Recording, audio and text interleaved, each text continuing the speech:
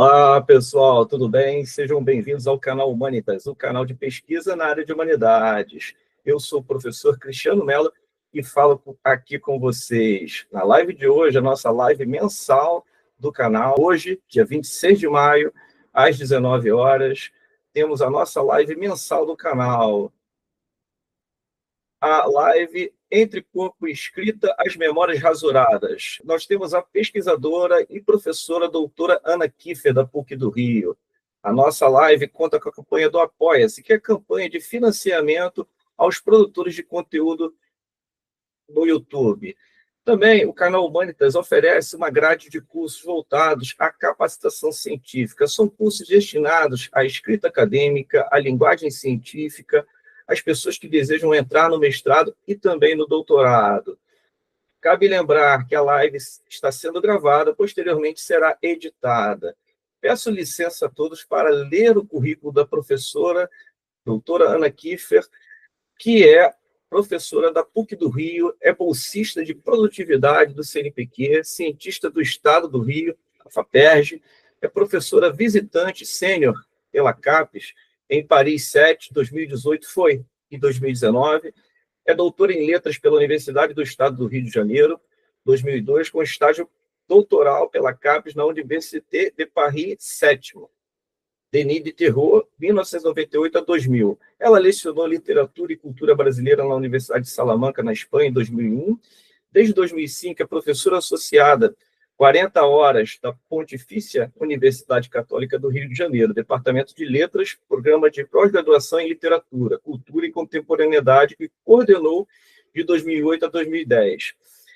Em 2021, ela publicou seu primeiro romance, que nós vamos comentar aqui também, posteriormente, o último romance dela, mas o primeiro foi O Canto Dela, que foi finalista do Prêmio São Paulo de Literatura e semifinalista do Prêmio Oceanos.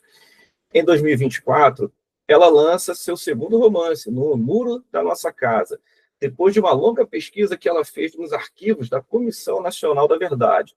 Além disso, a professora Ana Kiffer é pesquisadora e atua também traduzindo e organizando inúmeros textos e livros de Antonin Artaud, coordenando a coleção Edouard Glissant, que, inclusive, é também um dos temas da sua pesquisa, pela Bazar do Tempo, e foi curadora convidada da Bienal de São Paulo em 2021, onde ela expôs manuscritos e cadernos de Antonin Artaud e Glissant. Bom, nós criamos aqui um roteiro da nossa conversa. Primeiramente, eu gostaria de estabelecer a pergunta. Nós não vamos ficar numa camisa de força aqui no roteiro, mas para não entrarmos em digressões. A primeira questão remete ao título da própria conversa, e remete à interface dos vocábulos e conceitos inseridos no título. Por sinal, poético, curioso e também descortinador de alguns desdobramentos do seu percurso investigativo. A meu ver, o título pode ser explorado por diferentes vieses, em especial a questão da dimensão criativa, que está por trás do ofício de escritor.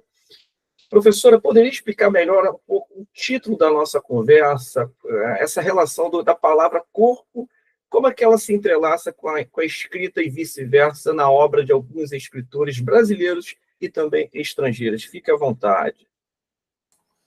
Boa noite, Cristiano. Boa noite a todos que estão aqui nos ouvindo, que vão estar depois. Vamos apoiar o canal. Acho super importante essa iniciativa. Fico muito feliz de estar aqui. E vou começar falando, de fato, daquele que foi o primeiro autor que eu estudei na literatura brasileira, assim, de forma acadêmica, foi na minha dissertação de mestrado, que foi o Graciliano Ramos. E o título da minha dissertação foi Do Porão ao Mar, Corpo e Memória em Graciliano Ramos. Então, já ali, de alguma forma, eu delimitei aquilo que eu digo normalmente, que é a questão da minha vida, que é exatamente essa, as relações entre o corpo e a escrita, né? Porque é muito fácil a gente identificar a presença do corpo quando a gente parte para outras artes que não a literatura. Mas na literatura é sempre mais complexo, dado que, né, a matéria da língua concebe a priori um afastamento daquilo que seria a própria tintura, a própria impressão, para usar um termo aí da sua própria origem, pressão de um corpo sobre o outro, né? A letra, né? Pressão de um corpo sobre o outro, naquilo que a gente entende como sendo a forma livre, portanto, o próprio sistema do literário. Outros muitos fatores acarretam nessa espécie de aparente afastamento entre o corpo e a escrita. Mas, na verdade, quando eu, então, me deparei com Memórias do Cárcere, do Graciliano Ramos, que é uma obra muito extensa para um autor que é muito conciso, né? Eu realmente fiquei muito tocada pela forma como o Graciliano Ramos acessa uma memória, passado já 10 anos depois que ele havia saído do cárcere, preso na ditadura do Estado de Getúlio Vargas, ele acessa essa memória através de traços físicos dos corpos de seu companheiro, como se ele precisasse, né, dos gestos, das memórias gestuais, da memória olfativa, da memória dos traços físicos. Na verdade, são essas as memórias sensoriais, digamos assim, que passam primordialmente pelo corpo, que vão dando o enredo, aquela longa narrativa, o que é incrível, né, de uma situação que aparentemente no cárcere, o que se passa no cárcere? Né? Porque esse romance mais longo de um escritor tão conciso, ele fala de um lugar onde, a princípio, nada acontece, você está preso, você tem a sensação que é exatamente aquilo que é o que tolhe a ação, né? O que impede a ação. E não, na verdade, o Graciliano Ramos ele traça. Então, esse foi o primeiro elo para mim, absolutamente fundamental perceber como essa memória ela foi construída através do corpo. Mas depois, quando eu fui para outros livros do Graciliano Ramos, por exemplo, Vidas Secas, que, aliás, foi o primeiro romance, no início, né, era um livro de contos, escrito quando ele saiu da prisão, já ali, né, ele narra, inclusive, o episódio de uma prisão, da prisão de Fabiano, já ali você vê traços absolutamente fundamentais dos corpos, eu diria hoje, num vocabulário mais contemporâneo, de todos os viventes, né? Toda essa atmosfera num ambiente de morte, né, num ambiente de seca, ela é muito importante para que o Graciliano Ramos desenhe, né, a sua trama narrativa, né? Sim. Então, para mim, esse foi o primeiro grande insight. Eu posso dizer que eu também já vinha de uma formação em psicanálise, e já na psicanálise eu me deparei, para mim, com um conceito que era um conceito limite para o próprio, foi um conceito limite para o próprio Freud, que era o conceito de pulsão, né? Sim. Que a gente tem, quer dizer, por que a pulsão não tem um representante no psiquismo? Ela é uma força, ela é um impulso que vai atuar através de um representante do representante, mas ela mesma não se faz presente, a gente não consegue pegar, entender, compreender, dar conta, através da linguagem, do que seria essa força pulsional, né? E de fato, eu acabei me encaminhando, né, para o estudo do Antonin Artaud, não importa, exatamente por isso. Né? Eu me enderecei ao Artaud porque, inicialmente, ainda quando eu estava no Brasil, sem conhecer a amplitude da sua obra, porque ele foi o grande pensador do corpo no século XX. Não apenas porque ele revolucionou o teatro e colocou o corpo no centro do teatro, a gente pode dizer, num certo sentido, como sendo um precursor daquilo que nos anos 70, já nos anos 40, colocando o corpo na cena, no final dos anos 30, anos 40, com o Teatro Seu Duplo, depois com o último período da obra dele, o corpo no centro daquilo que foi a reformulação do teatro, mas também da literatura, a gente vai chegar aí, ele poderia ser visto como um precursor da performance art, né, que ali ainda não existia como tal, nomeada, o termo ainda não existia. E, de fato, então, ele foi um grande pensador do corpo, ele foi um grande ator do corpo na literatura. E é só quando eu chego à França para pesquisa que eu me deparo, né, com a enormidade daquela obra, e com a necessidade, então, de focar num determinado período, que foi o último período da obra do Artaud, mesmo tendo passeado por todos os 28 volumes publicados, eu fui focar naquilo que a publicação não deu conta, que são os cadernos, né? E ali a gente pode dizer que o corpo se manifesta de uma outra forma. Todo esse último período, o Artaud também estava numa situação limite, uma situação de asilo no hospital psiquiátrico, né? Sim. Durante a Segunda Guerra Mundial, onde nós já sabemos, já existem inúmeros livros publicados e provados que os asilos psiquiátricos franceses serviram ao extermínio, né? Através dos tratamentos, não só altamente violentos, mas também da fome, né? Da miséria. Há inúmeras pessoas que ali foram ejetadas, foram, né? E então nesse curto período de vida, né? Ele viveu 52 anos. Então ele produziu muito, né? Exatamente, a obra dele duplica, né? Duplica, de 28 volumes, 20 foram escritos em 3 anos. E os outros 20 anos, quando ele começou a escrever, de 1924 até 1945, ele escreveu os 8 volumes, né? Para a gente pensar em termos assim, né, lineares da obra. Só que nesses 28, desses 20 volumes, nós temos 503 cadernos, né? Ele escrevia sobre o suporte dos cadernos escolares, que foi o que o médico-chefe do asilo de Rodez deu para ele, né? E cadernos de caligrafia, com aquela paginazinha quadriculada. E depois, mais de 60 grandes desenhos escritos, quer dizer, outros suportes que estão hoje espalhados pelos maiores museus do mundo, né? Sim. Já tiveram grandes exposições em muitos museus, a maior parte dos museus da Europa e dos Estados Unidos também. Então, assim, o que de fato ocorre ali nos cadernos do Artaud, e que implodem, né, num certo sentido, aquilo que a gente considera como sendo o primeiro suporte da literatura, é a própria forma do livro, né? Por isso que eles foram parcialmente editados na edição do livro, porque a edição do livro ela tirou as notas marginais, ela tirou os desenhos, os rabiscos, as incisões, né? Toda a costura, vamos dizer, pictórica, plástica, e que interfere na rítmica dos poemas, né? É curioso porque as duas noções que eu tive de Antonin Artaud foi o livro do Silviano Santiago, Viagem ao México, que foi o período que ele ficou lá, né, que ele teve contato com aquela civilização indígena, e foi também uma história da crítica genética, porque na história da crítica genética, no final da década de 60, a Biblioteca Nacional da França recebe os manuscritos de Artaud, né? E aí cria-se, né, essa disciplina numa universidade francesa, não sei se é a Universidade de Paris ou não.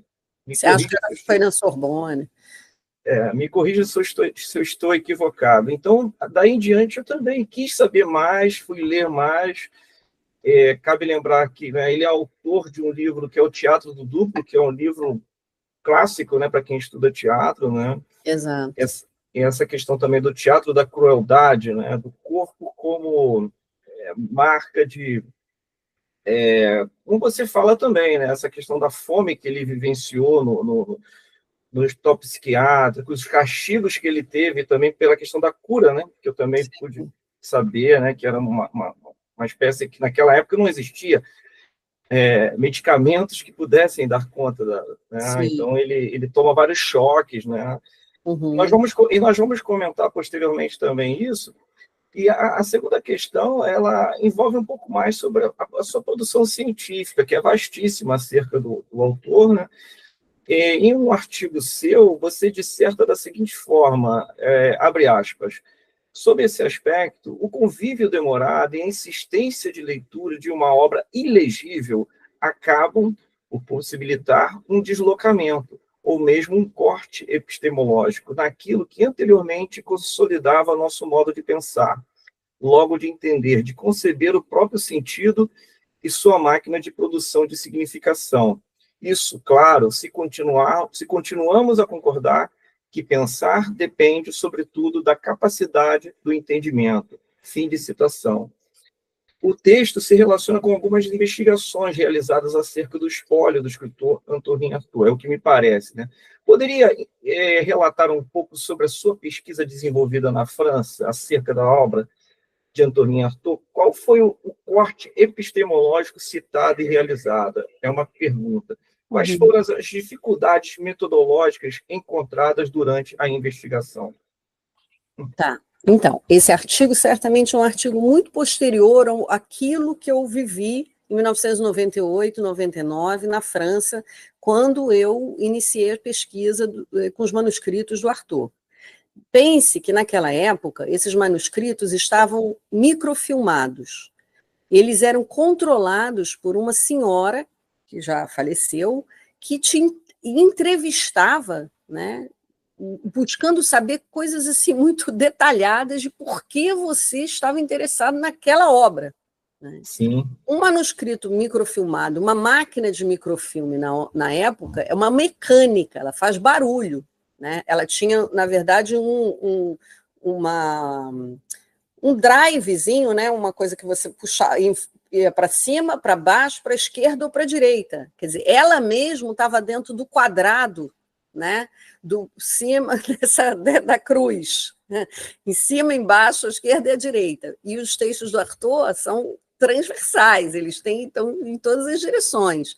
Então, de fato, o que aconteceu? A primeira experiência na biblioteca, quando eu passei a primeira barreira com a entrevista da senhora, foi o barulho que aquilo tudo provocava, porque para eu ler, eu tinha que ficar rodando essa coisica, né? Essa barra que ia rodando o manuscrito naquela tela difícil, escura, e para tentar identificar o que ele estava escrevendo em outras posições que não a da esquerda para a direita. Sim. Que consolida não só, né, uma linearidade da escrita, mas uma linearidade do pensamento. Da esquerda para a direita é nascimento e morte. Da esquerda para a direita é início e fim. Da esquerda para a direita é uma linha só, ou uma linha de cada vez. Artaud não é uma linha de cada vez, Artaud são várias linhas ao mesmo tempo. E elas se entrecortam, elas se entrelaçam. E essa linha, ela se transforma muitas vezes numa linha escrita para uma linha desenhada. Além disso, isso eu estou falando do concreto da experiência, porque eu resisti muito àquilo que eu considero ser a leitura fácil. É ilegível porque é psicótico. Seria uma leitura, ao meu entender, fácil. É ilegível porque está delirando e fala coisas sem sentido. Quando, na verdade, tinham inúmeras frases, né, que ficam na minha cabeça até hoje. Há 100 anos que a linguagem partiu e no seu lugar entrou um trovão, um raio atmosférico. Seja uma beleza poética, e, ao mesmo tempo, é isso, né? Um trovão rachou aquilo que seria a pedra dura da linguagem. O que aconteceu ali? Obviamente que ele se refere a um acontecimento que é subjetivo, mas é também político. De um determinado tempo em que o mundo, esse mundo de um autor que é do entreguerras e que escreve após a Segunda Guerra, vamos dizer que sobreviveu ao Holocausto, porque Artaud mesmo, é isso que eu disse, ele foi despejado num asilo psiquiátrico, ele viu esse mundo ruir. Sim. E ele viu outra civilização, como você mesmo disse, que foi a civilização dos Tarahumaras. E ele já via ali, né, uma civilização que ia ruir na Europa. Ele fala isso em termos metafóricos num livro que é também muito estranho, As Novas Revelações do Ser, onde ele pede para tirar o nome dele da capa do livro. Então, você já vê que ali há uma tentativa, né? Artaud era um grande conhecedor da biblioteca alquímica, da cabala, do tarô. Ele estudou muito. Então, não se tratava de um maluquinho, como se as coisas fossem, como se isso fosse assim. Eu nem sei, isso não se dá dessa forma. Né? Não é isso, eu acho que esse entendimento é um entendimento muito raso da relação entre literatura e loucura. Então, Foucault, quando vai falar de literatura e loucura, ou mesmo Blanchot, quando vai falar de Artaud, eles vão entrar nisso que eles chamam do domínio do fora. Né?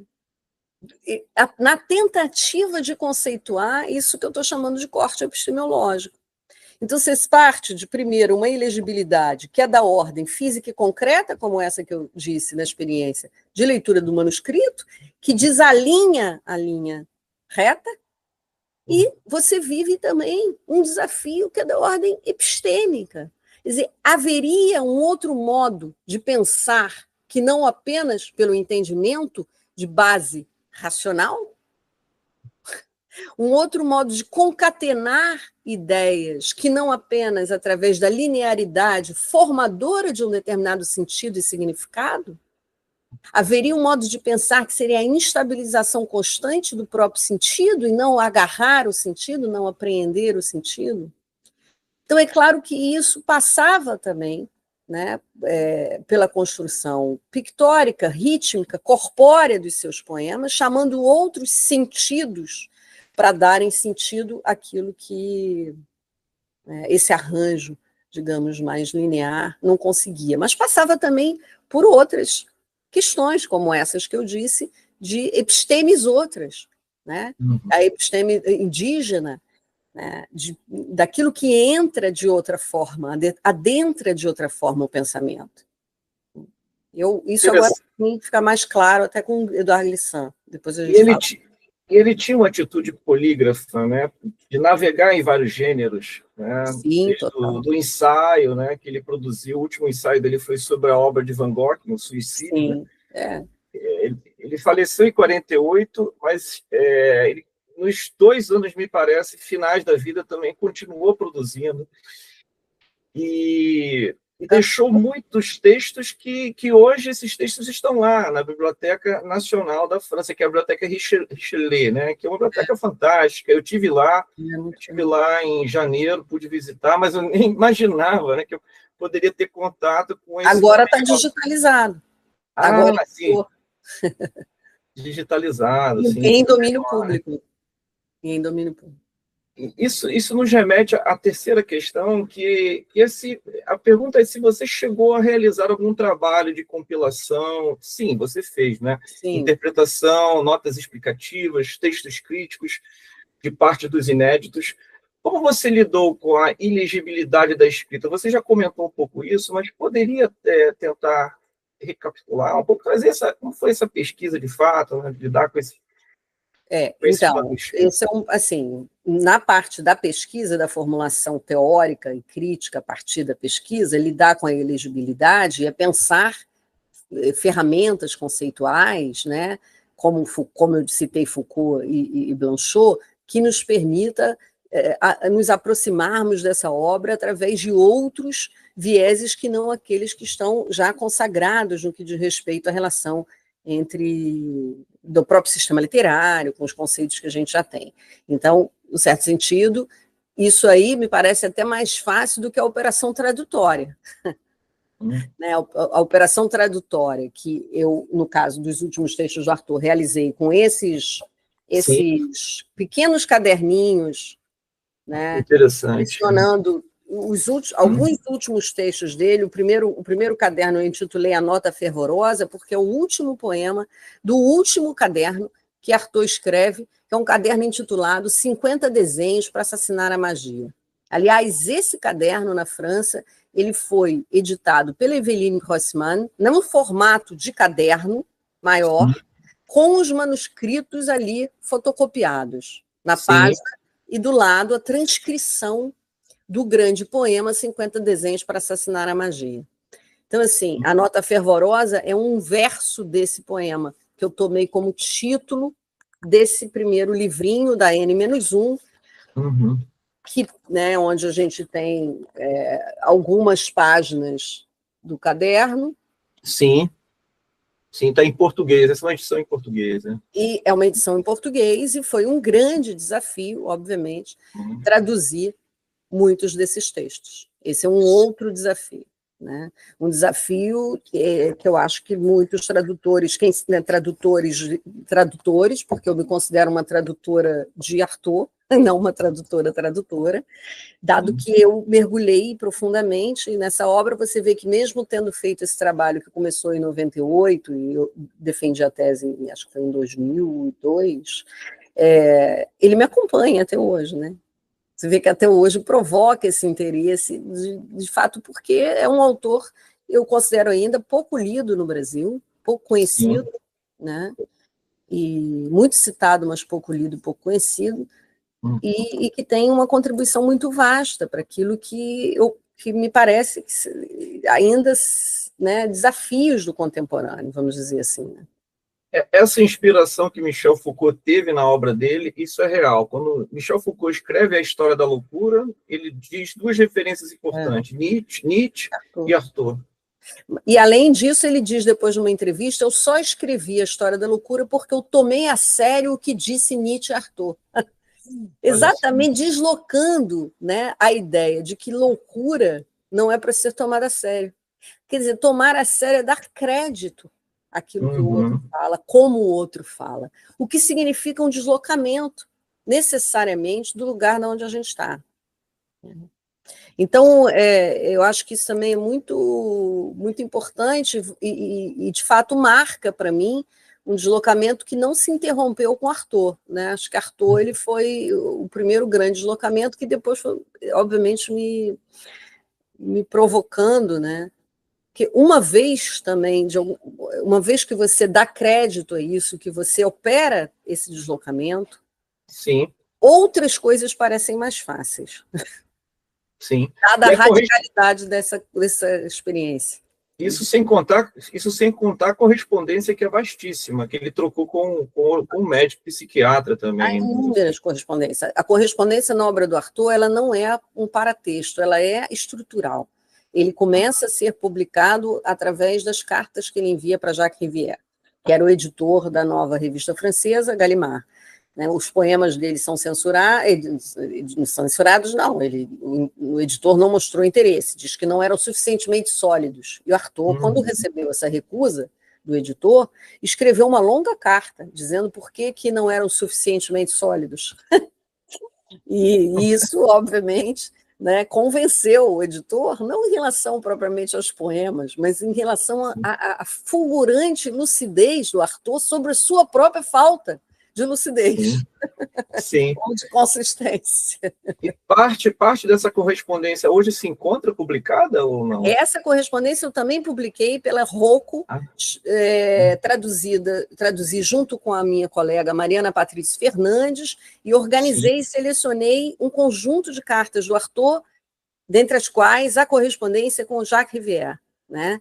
E muitas outras. Carta André Breton, fui selecionando carta do início da vida, 1924, vida literária, até o final, a última carta que ele escreve, a Paul Thévenin, pouco antes de falecer, quando ele sai da emissão radiofônica para acabar com o julgamento de Deus. Então, isso está editado pela Rocco, numa coleção que se chamou Coleção Marginal, que na época foi organizada pelo Miguel Conde, e inicialmente organizada por ele, e eu intitulei A Perda de Si. Entendi. Agora eu passo para a próxima questão, que envolve um trecho também de um dos artigos que você publicou. Está no portal Cielo. Eu posso deixar a referência no final da conversa também, né, para que todos possam ter acesso. Abro aspas. Tudo isso, obviamente, acarreta um uso das margens, das páginas de seus cadernos, uma potência nunca antes imaginada.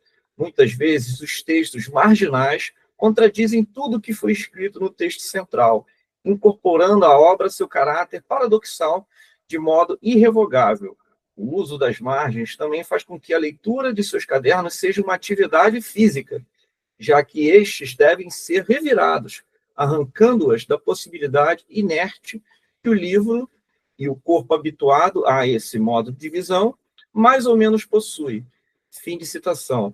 Poderia explicar melhor, de forma mais detalhada, como essa atividade física se depreende na obra de Arthur? Eu falei um pouco no primeiro momento, através da própria máquina do manuscrito, né? Mas é evidente que tem um conjunto de textos do Arthur que, para fazerem sentido, você precisa acessar aquilo que a gente chama da rítmica corporal, né? Ele escrevia, ele não escrevia, ele falava. E quando ele falava, ele fazia batucadas, ritmava, balançava o corpo, caminhava. Depois ele colocava aquilo no papel, ou já no final da vida, ele fazia isso e ditava oralmente para Paul Thévenin. Significa que essa base dos últimos textos do Artaud é uma base oral, não é escrita. Sim. Né? Ela parte dessa convocação do corpo, realmente. Então, você, de fato, precisa, em alguns casos, ler em voz alta, né? Acessar um conjunto de sensorial que não seja apenas o da leitura solitária, silenciosa, deitado na cama ou sentado na poltrona. Né? Sim. E isso, para mim, não é uma forma... A gente pode dizer que essa é uma escrita performática, certamente, hoje já temos esse termo, a escrita de Artaud, mas para o leitor isso não significa performar Artaud, isso significa que talvez seja a única forma, em muitos casos, né, em muitos textos de Artaud, de compreendê-lo, de acessar algum sentido, que não seja exclusivamente intelectivo. Interessante. E no próximo artigo, você também, acho que é no mesmo artigo, eu não coloquei aqui a referência, mas, perdão, o título do artigo é Pensar Artaud só é possível como uma experiência do impossível, interrogação, sobre escritas cifradas. Você se debruça na extensão da dimensão estética e criativa do escritor, né? Você me menciona isso nos bastidores, quando nós conversamos. E na intensidade de escrita de Antonin Artaud, parte dos 503 cadernos rascunhados e escritos, representando 2/3 da obra dele, né, constituindo os 5 anos de trabalho, você traz uma conceituação denominada de geopolítica estético-afetiva. Talvez você já falou sobre isso, mas você poderia explicar melhor? Sim. Então, esse texto, na verdade, é um texto que se inclui dentro de um conjunto de textos que foi em torno do Derrida, um colóquio sobre Derrida. Então, nesse momento, eu já estava com uma pesquisa sobre cadernos. Quer dizer, essa base, com os cadernos do Artaud, muitos anos depois, em 2015, eu acho, me leva a uma pesquisa, que também foi uma pesquisa de caráter prático, já que ela resultou, né, em exposições, e, portanto, na experiência curatorial com cadernos. A exposição primeira foi na CCJF Cadernos do Corpo, com cadernos produzidos em um curso de pós-graduação na PUC-Rio, e, óbvio, depois teve a experiência curatorial para a Bienal de São Paulo, com os cadernos do Artaud e do Glissant. Nesse momento, eu acessei os cadernos do Derrida, que foram publicados através de um livro do IMEC, que é o Instituto de Manuscritos Contemporâneos da França, e os cadernos do Artaud, buscando pensar o que Derrida chamou de escritas cegas. Né? Sim. Então, como se você escrevesse sem ver. Né? Já é um certo deslocamento do lugar, da visão, e do que a visão representa na organização do sentido, já que a gente vive num mundo profundamente imagético, onde o olhar determina, se sobrepõe a uma série de outros sentidos, aí estou falando, né, do corpo, né, olfato, paladar, etc. Então, essa pesquisa com caderno, ela foi muito importante para um movimento que eu diria que é um movimento de espacialização da escrita. Né? Sim. A escrita literária, a escrita estética, a escrita, enfim, não é só temporal. Para a gente abordar uma escrita, a gente não pode abordar ela apenas no sentido temporal e muito menos na temporalidade linear. Sim. Porque, como eu já disse aqui anteriormente, ela desloca, através da própria cena escriturária, a linearidade. Né? Essa linearidade é também a linha do tempo. Então, veja, se a gente está acostumado a localizar todas as obras de todos os autores tendo como horizonte o seu tempo, não é verdade? Sim. Isso já é uma leitura comum na literatura. Se você o chamado contexto. Associamos. A um contexto temporal, a uma época, a um modo de sentir de Madame Bovary, está ligado a uma determinada interdição ou transgressão que vigorava numa determinada época. Sim. Hoje, essa transgressão, essa interdição, certamente não seria escrita da mesma maneira, porque esse modo de sentir mudou. Sim. Né? Então, por que só a linha, a demarcação temporal vem determinando uma série de leituras e de compreensão do que é o espaço literário? O espaço literário onde as coisas funcionam não só de modo temporal. Por quê? O título da obra do Blanchot, né? Por que é só o tempo? A minha primeira hipótese é que só é o tempo porque todo mundo considera que quem escreve nasceu branco, nasceu no norte do mundo, na Europa, se não na Europa, em algum lugar do norte muito rico, então a geolocalização não importa. Agora, se você interroga esse pressuposto básico de que o tempo não é o tempo ocidental, de que o tempo não é esse tempo que demarca a história da Europa, né, da Grécia Antiga, portanto, da civilização cristã e ocidental, eu já posso dizer, e vou dizer, que toda crítica é geocrítica. Toda crítica é geocrítica. Sim. Se você sai uma barra, 1 milímetro desse pressuposto, toda crítica é geocrítica. Dentro desse pressuposto, que eu coloquei para mim mesma, a partir de determinado momento, eu posso dizer que o que me interessa, já vem me interessando há muito tempo, é pensar aquilo que do corpo é afeto, porque afeto é corpo, né? É exatamente, afeto não é o sentimento, não é o que eu estou sentindo, é aquilo que eu não sei que estou sentindo. Isso é afeto. É aquilo que, de alguma forma, me empurra, a gente falou lá de pulsão, é aquilo que afeta, né? Que me empurra, um empuxo, mas que não necessariamente eu vou conseguir nomear no momento em que aquilo me empuxa, né? Que aquilo me joga. Afeto é isso, né? Então, para mim, essa é a base. O meu campo de interesse é uma base que liga esses impulsos primordiais que vão delineando um determinado conjunto de afetos, não só num tempo, mas também num espaço. Interessante, interessante. E uma outra live que você fez no canal Conversações Filosóficas, intitulada Arthur Agora, você cita uma frase de Arthur, abre aspas, eu escrevo para os analfabetos, fecha. Durante a conversa, você afirma que, para escrever os prefácios, Arthur recebeu um convite realizado pela editora Gallimard, né, que é uma editora famosa na França.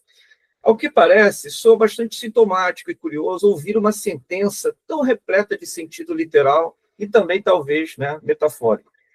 Poderia explicar o contexto que se encaixa essa reflexão na obra do autor francês? Então, ele recebe ainda em vida, mas já muito doente, pouco antes de morrer, o convite de Gaston Gallimard para publicar toda a sua obra, né, na editora.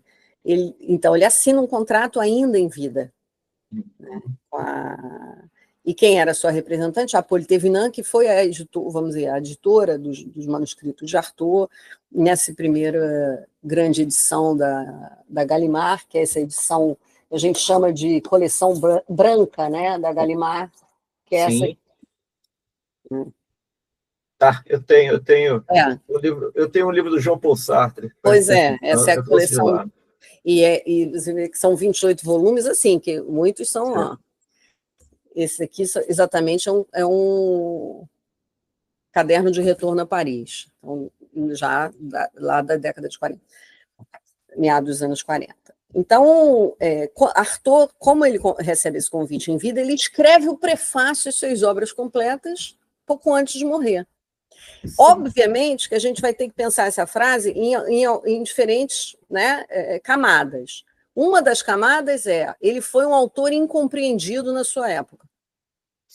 Absolutamente incompreendido, inclusive pelos seus pares, porque no final da vida as performances que ele faz são censuradas, as pessoas vão embora, as pessoas não gostam, né? Arthur Momo, que foi um espetáculo performático teatral de, sei lá, durou 8 horas, Gide escreveu sobre, Breton escreveu, causou rebuliço. As pessoas levantaram, foram embora, uns gostaram, outros não, passaram a mão na cabeça, enfim, não dá. Para acabar com o juízo de Deus que ele faz como convite da Rádio Nacional Francesa e ele diz, eu posso fazer o que eu quiser, era um episódio da Rádio Francesa que chamava Voz dos Poetas. O editor diz, pode fazer sim o que você quiser. Ele faz para acabar com o juízo de Deus, é censurado. O editor da Voz dos Poetas, da rádio, né, vai se demitir em solidariedade à censura que sofreu Arthur. Então, Arthur foi um incompreendido na sua época. Existem 1000 cartas em que ele fala, aqueles que vão me entender ainda, né, eles ainda vão aparecer, enfim, de outra forma, né? Mas, isso também ocorreu no cinema? Eu fiquei curioso em te perguntar sobre isso. no cinema ele teve papéis pequenos no cinema, né? Ele não foi um grande ator de cinema, mas ele foi... Napoleão, né? A Paixão de Joana d'Arc, que eu me lembro agora. Mas tem vários outros, mas não são assim centrais, né? Mas eu acho que eram filmes para aquele momento também, filmes que depois foram consagrados, um cinema cult, etc., mas filmes que... Então, o Arthur, acho que também ele teve todo o seu reconhecimento muito depois, né? Sim. Inclusive, não foi quando ele morreu.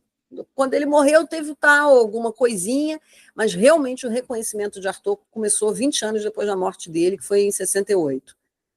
Né, com os primeiros textos e a grande recepção, com todos os países da Europa, começou a explodir uma série de encenações sobre o teatro da crueldade, exatamente nessa época. Eu sei porque eu fiz essa pesquisa já numa outra biblioteca francesa, que é onde você acessa os jornais, né, e Biblioteca do Arsenal, está lá até hoje, e a gente vê que a matéria de jornal saía em Praga, saía em tudo quanto é canto, Arthur sendo traduzido, as obras, né? E os textos canônicos de Deleuze-Guattari, Derrida e Foucault, todos da mesma época, todos desse período.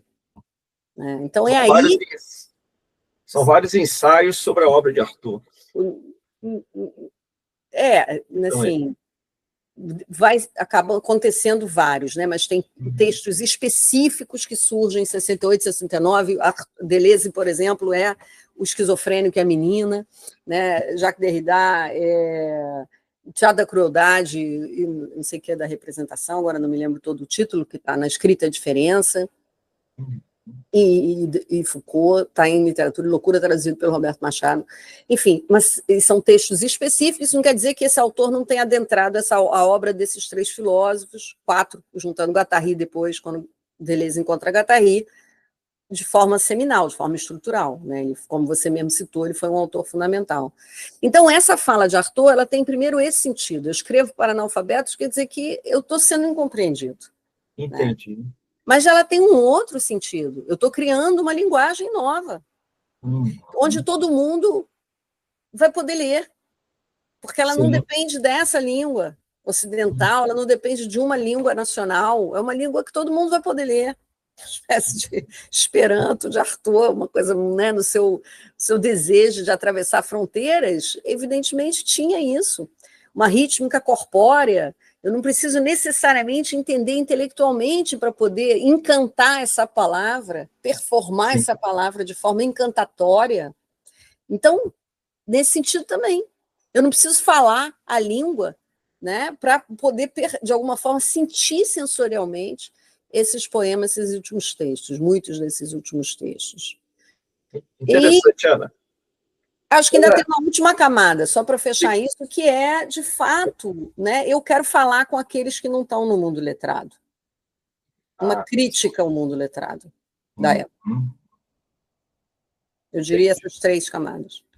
Agora, a próxima questão parte, assim, um desdobramento aqui da investigação acadêmica, na qual você possui vários projetos de pesquisa, um deles é na FAPERJ, que é diferente dos cadernos, que é o cientista do estado do Rio de Janeiro.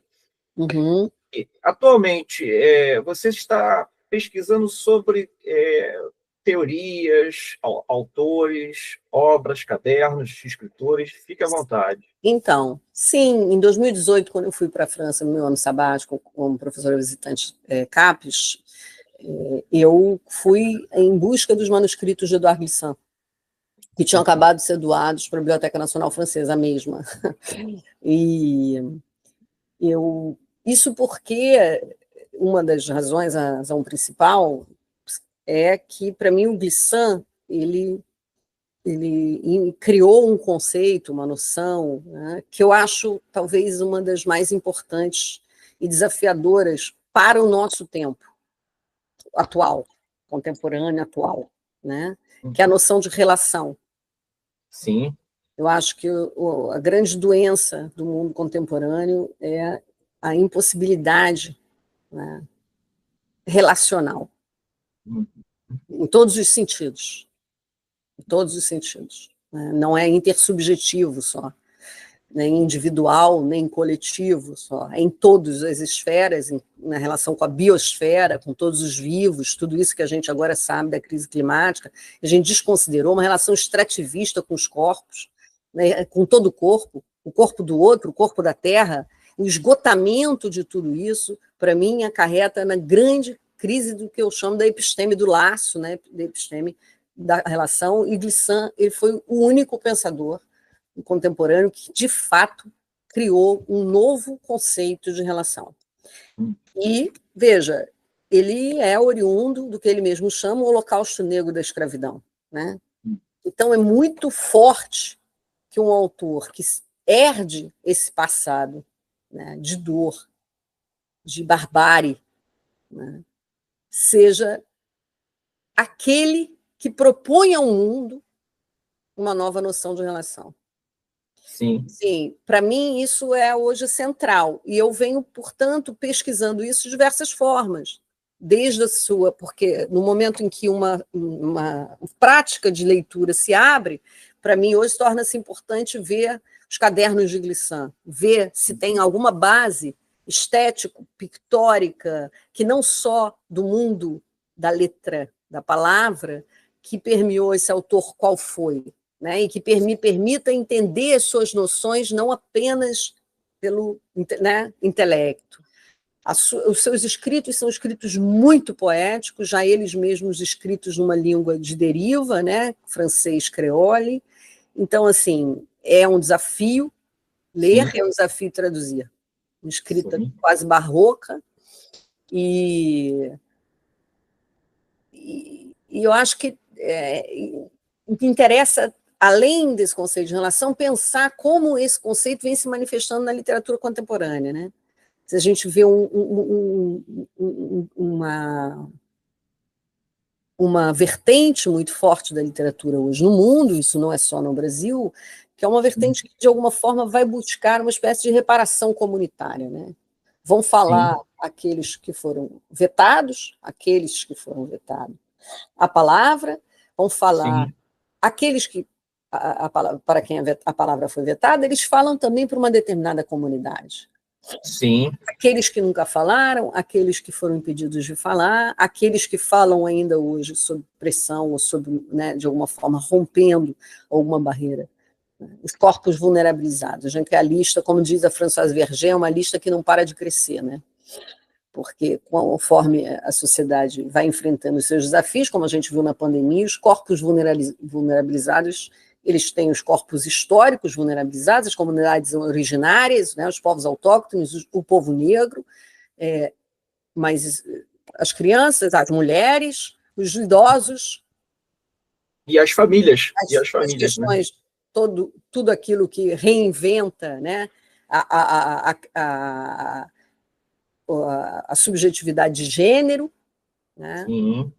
Reescrevendo outros gêneros na heteronormatividade. Então, quer dizer, é uma lista que não para de crescer. Os migrantes, você entende? Os perseguidos pela ditadura também. Os perseguidos pela ditadura. Cada crise, né, humanitária, vamos dizer ainda assim, essa lista de corpos vulnerabilizados aumenta, mesmo que os que tiveram na base dela, nunca dela saíram. Sim. É bom lembrar. Então, eu acho muito interessante pensar essa dupla vertente, né? Quer dizer, a relação, tal como formulou Glissant, e como que a relação se coloca hoje, tecendo, de alguma forma, um outro elo entre literatura e vida, né? Não necessariamente narrar a vida, que eu acho que é muito... Eu acho que isso também faz parte ainda desse pensamento muito linear, né? Uma coisa ou outra, não tem como se ter nada diferente de uma coisa ou outra, é muito chato isso, sabe? porque, de fato, a literatura ela sempre inventou mundos, né? E quando você inventa mundos, você inventa novas formas de conceber e de pensar, né? Então não tem esse arranjozinho como se aqui tivesse a ficção e ali tivesse o fato, né? É interessante que isso puxa, né, abre caminho para a última questão, que envolve a produção do seu último romance, que é um romance autobiográfico, talvez seja, se eu estiver É uma equivocado, me forma de... corrija, que é o No Muro da Nossa Casa. Você Sim, pode mostrar a capa do romance, né, deixa eu que pegar é uma aqui. obra que trata da perseguição da ditadura militar à sua família, Sim. e o texto é dividido em atos, né? Um texto Aham, assim, interessante de ser lido, né? O leitor compreende as nuances, né, do que foi sim, essa perseguição, e a narrativa possui algumas vozes memorialísticas e sim. históricas, porque, de fato, você fez pesquisa também para escrever esse romance. Eu Aham. gostaria de saber como foi o processo criativo. Fique à vontade. Isso, sabe que eu não estou achando ele aqui ao meu lado, né? Um romance para mostrar. É sempre assim, né? Ah, achei. Será? Não, Acho, acho que não. Ele está numa. Ah, achei. acho. Porque a capa também é importante, né? A capa No é um muro índice. da nossa casa. A Porque capa a é um narra... índice realmente biográfico, já que ela é a casa que foi pichada, né? Sim. Em onde a minha família vivia, meus pais e meus irmãos. Eu ainda não era nascida. Ali, então, nessa casa, sim, meu pai foi preso, minha mãe também foi levada, em 1968, com a promulgação do Ato Institucional número 5. É um romance feito de atos, dividido não, em capítulos que se intitulam Ato 1, Ato 2. É um romance duas vozes, é um romance entre mãe e filha, fala mãe e fala filha. Outro índice autobiográfico, sim, biográfico, eu diria. Eu mantive apenas o nome da minha mãe, né? Então, por um desejo realmente de homenageá-la, né, já que essa história ficou não só dela, mas silenciada, né, dentro dela, tudo isso que foi vivido, mas também para muitas mulheres que viveram e que vivem ainda, porque são muitas as formas de violência e tortura sobre o corpo de uma mulher. Então, eu fiz as pesquisas nos arquivos da CNI, da Comissão Nacional da Verdade, sobretudo no capítulo destinado à tortura sobre o corpo das mulheres e mulheres grávidas, e começou em 2018, quando eu também estava fora do Brasil, e no momento também em que o Brasil elege um candidato, na época, da extrema-direita e que homenageava os torturadores da ditadura civil-militar, o que causa, obviamente, né, uma sensação muito grande, ainda mais vendo de fora, de incompreensão, de desamparo, de medo, né? Ver os tanques do exército desfilando nessa mesma rua, dessa mesma casa, em Niterói, né? Eu vi pela televisão, estando lá na França, tudo isso provocou. Então, é claro que aquilo foi um momento muito intenso do início dessa escrita, que foi sendo depurado ao longo de muitos anos, a chegar, vamos dizer, nessa versão final, em que eu deixo apenas a voz da filha e da mãe, e dentro da voz da mãe, vamos dizer, né, no interior da construção dessa personagem da mãe, eu coloco inúmeros depoimentos, né, aí Sim. torneados, reescritos, dados pelas mulheres à Comissão Nacional da Verdade. Portanto, falam muitas mulheres numa só, né, numa só personagem, né? Acho que esse também é um traço para mim muito importante desse livro. Eu gosto de Sim. destacar.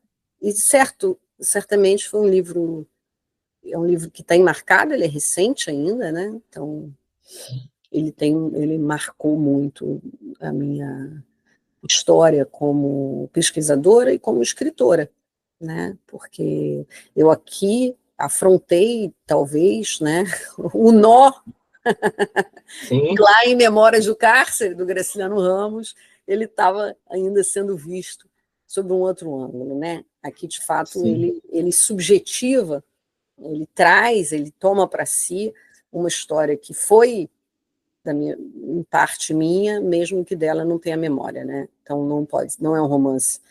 Eu não sou aquela que pode atuar dentro desse romance, porque eu não tenho memória disso. Mas algo foi vivido, né? No ventre da minha mãe, nesse primeiro momento da vida também, quando essa família atravessa um momento mais crítico da sua própria existência, né? Então, tudo isso para mim foi bastante importante, eu acho, como uma espécie de descoberta, né? Sim. De outro modo, não só de compreensão passado, mas de outro modo de dizer também. Mesmo que esse livro tenha marcas que também existiam no meu primeiro romance, marcas que a gente pode dizer poéticas, né, de uma escrita que é poética, de uma escrita que se pensa a si mesma, porque eu tenho esse movimento que vem de outras escritoras que já me tocam, me inspiram, como Marguerite Duras, Ana Cristina César, quer dizer, uma escrita que se escreve, mas que também se escreve sobre o escrever, se pensando, né, enquanto escreve, né? Eu gosto muito dessa circularidade isso também havia no canto dela, mas aqui é ser entremeado, né, por esse nó de uma sobrevivência, porque eu nasci, né, mas eu não tenho em mim essa memória, né. Interessante.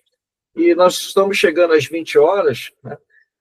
Você gostaria de estabelecer alguma pergunta, algum depoimento, alguma reflexão do que não foi debatido na live de hoje, Ana? Fica à vontade. Eu fico feliz de estar aqui, né? Acho que, sei lá, que eu leio um pequeno trecho, talvez, ler um pequeno trecho para fecharmos, né? Isso talvez seja... Né? Eu só pensava, ainda há tempo de apagarmos tudo, se esfregarmos com toda a força que senti esmagar as nossas vidas, um esmagar difícil de dizer, como tudo que não foi feito para ser dito. O esmagado não fala, mas a tinta não sairia assim tão fácil. Os braços doíam, meus braços ainda doem enquanto escrevo. Enquanto escrevo também, mãe. Então, assim, né, começa um início de diálogo entre essa mãe e essa filha, né, no livro, e dessa coisa que, de alguma maneira, ainda tem, né, até pensando, nunca tinha pensado dessa forma, essa tinta insolúvel, né? A gente estava falando tanto da impressão da letra, né, sobre o papel, como uma forma de presença do corpo, né, um corpo, a origem da palavra impressão é isso, um corpo sobre o outro, né? Sim. E esse muro que foi escrito, que é também uma espécie de, né, de limite, O romance abre né? Abre para essa, né? Abre com essa cena, e eu acho que fala também daquilo que, mesmo apagando, não se apaga, né? Entendi. Excelente. É um pouco a memória do corpo, né? Excelente. E você estará lançando, me parece, né, para mais alguns lançamentos adiante sobre, né, do livro? Sim. Eu vou estar lançando em São Paulo, mais uma vez, num evento da Feira do Livro, possivelmente depois ainda em Porto Alegre, não sei, ainda estamos vendo essa agenda aí, mas o livro ainda está passeando, né? Ele ainda é bebê. Legal. Muito obrigado, Ana, pela participação, muito obrigado por ter aceitado o convite. O canal Humanitas agradece a sua audiência, a todos que estão assistindo, participe da campanha do Apoia-se, que é uma das formas de financiamento do canal. Vamos deixar as referências também comentadas na descrição do vídeo. Um abraço, pessoal, uma boa noite. E eu fico um pouquinho ainda mais aqui com a professora nos bastidores. Até logo, pessoal. Boa noite a todos, obrigada. Boa noite. Um prazer.